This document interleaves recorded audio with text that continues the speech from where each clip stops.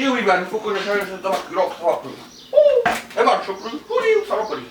Qu'est-ce que je vais acheter? Qu'est-ce que je peux acheter? Oui, oui, ils en vendent, hein. Ils en vendent, hein. Oh, oh, c'est quoi ça? C'est les occasions. 181 SE. Oui, qu'est-ce que ça vaut ça? Oh, una marque là, comme la mienne. Oh, j'espère qu'elle va le mieux, parce que la mienne, c'est pas ça, hein. Oui, oui. Qu'est-ce que c'est que ça? Une normale. 153, 143. Ça va pas les gros. Ça va pas les gros. C'est lourd. Ça fait les occasions de mettre ça va pas dire une machine Alessandro 9. Qu'est-ce que c'est ça? 0,56 super. Oui, bah. Mais c'est lourd. Oui. Je peux plus tenir une grosse machine comme ça. 38 AV. Qu'est-ce que ça veut dire ça? 38 AV Magnum. Et voilà les sous là. Qu'est-ce que je vais acheter? Mais qu'est-ce que je vais acheter? Pas de compliqué, il va falloir qu'on m'aide. Allez, salut à tous. Décidément, cette pauvre McCulloch, elle y en fera voir. Bon, dans les années 80, il y avait déjà des machines à la pointe du progrès. C'est de ce qu'on va essayer de détailler aujourd'hui pour essayer de conseiller au mieux ce monsieur, afin qu'il puisse repartir travailler dans son bois avec une machine performante et agréable à utiliser. Voilà.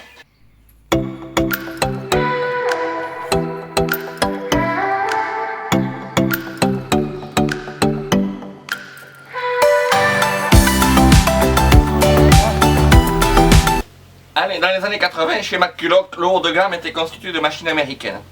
On se retrouve ici avec le fleuron de la gamme, donc, des années 70-80, avec la plus ancienne, c'est celle-ci, c'est une Super Pro 81, sortie à partir de 1973 jusqu'en 1977. Et donc une machine de 82 cm3, montée sur cylindre bloc, allumage électronique, un décompresseur, une chaîne en 3/8, un guide de 50 qu'elle se mène avec une facilité absolument déconcertante. C'est une machine pour un gabarit assez réduit, elle n'est guère plus grosse qu'une 10-10 fabriquée en Belgique qui fait 56 cm3, mais celle-ci en fait 82, donc elle est bien plus performante. Au titre des aléas, on peut quand même mentionner que c'est une machine extrêmement bruyante. C'est une machine qui tourne très très vite, mais qui est extrêmement bruyante et a tendance à le casque anti-bruit est obligatoire. Et à côté, donc on a son évolution.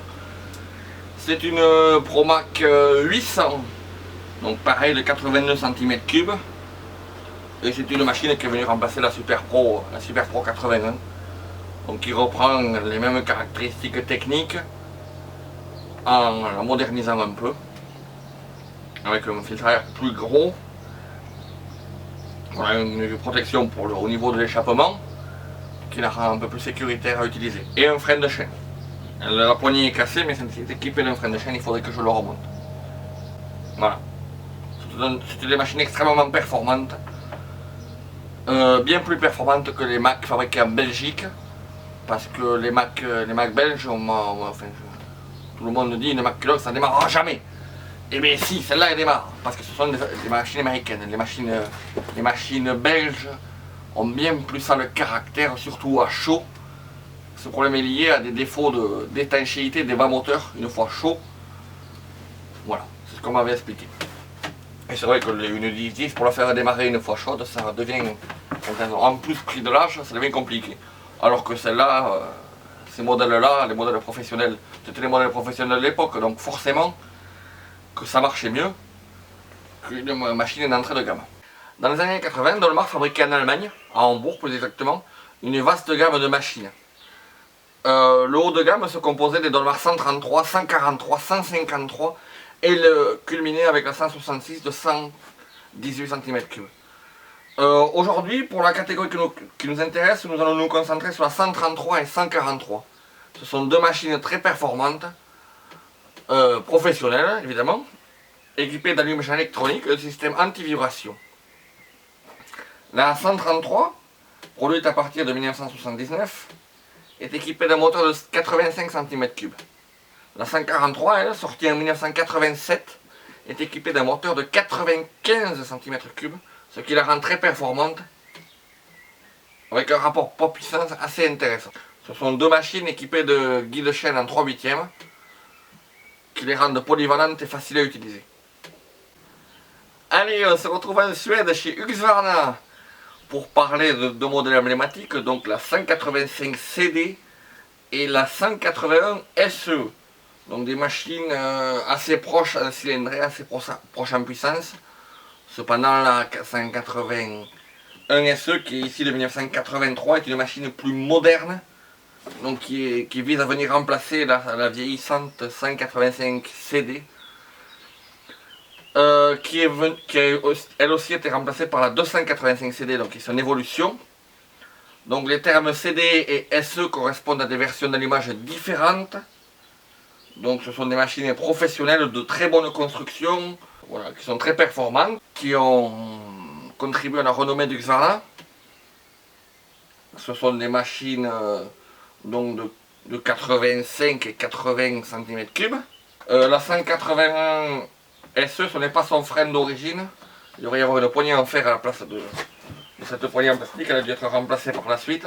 Allez, pour finir chez Stihl, dans les années 80, dans le segment de puissance qui nous intéresse concernant l'utilisation que ce monsieur semble vouloir en faire, il y a principalement 3 ou 4 machines qui peuvent correspondre.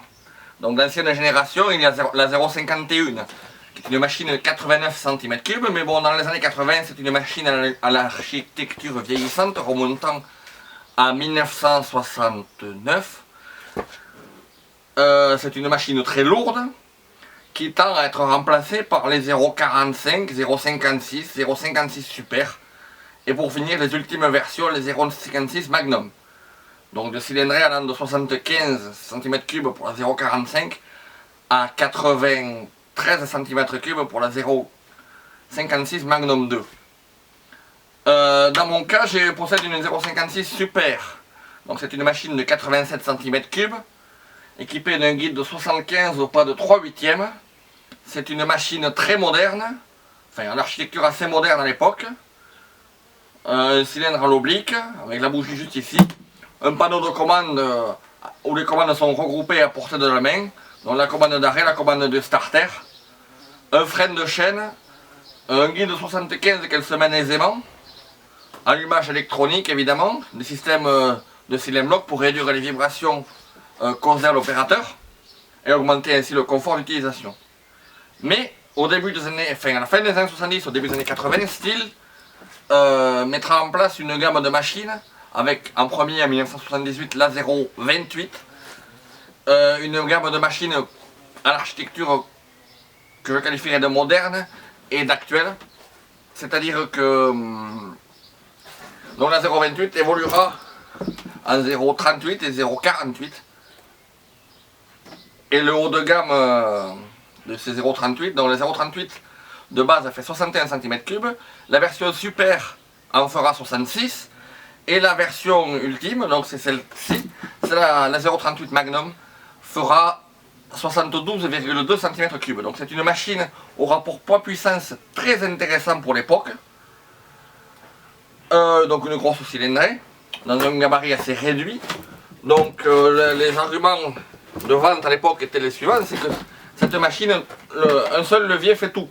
Comparé à la 56 où il y a un bouton d'arrêt et un bouton de starter, là, le même bouton commande le starter de la machine pour son démarrage à froid, son démarrage à chaud, son arrêt instantané, une gâchette de sécurité, voilà, une machine moderne à l'architecture d'aujourd'hui, mais qui date déjà de 1986 pour celle-là. Voilà, avec un guide de 50 en 3/8, une machine résolument moderne et confortable, reconnue dans le monde entier par les bûcherons. Et voilà, très très bonne machine fabriquée en République fédérale d'Allemagne. Oui, on était un peu cher, mais il m'a dit que ça marchait bien. Et puis il m'a vendu le casque avec, il a été gentil le type. Bon, comment ça pète, qu'est-ce que tu dis? Allez, hop! C'est bon!